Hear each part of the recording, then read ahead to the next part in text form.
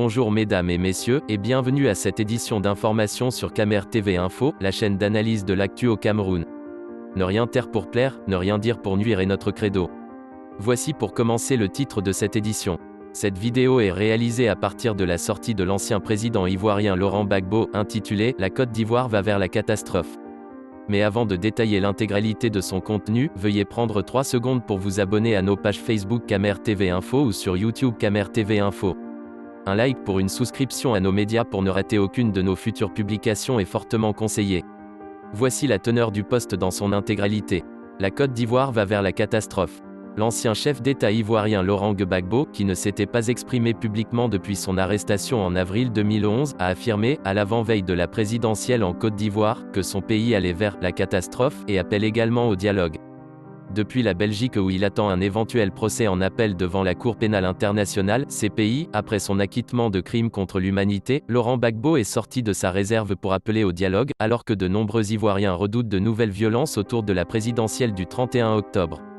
Ce qui nous attend, c'est la catastrophe. C'est pour ça que je parle.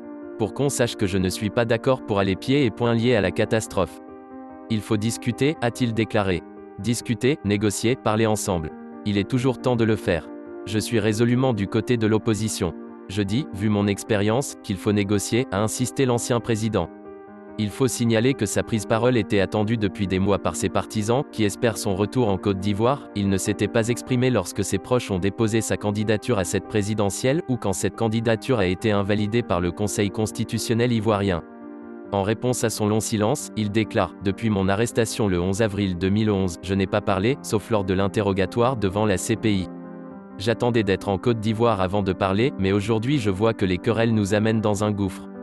Si je me tais, ce ne serait pas responsable, donc j'ai décidé de m'exprimer. » Notons que 10 ans après la crise post-électorale de 2010 à 2011 qui avait fait 3000 morts, les tentatives de dialogue entre le pouvoir et l'opposition sont restées lettre morte.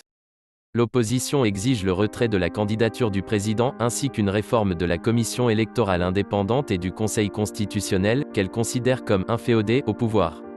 Laurent Gbagbo poursuit en ces termes, « La colère, je la comprends et je la partage. Pourquoi veut-on faire un 3e mandat ?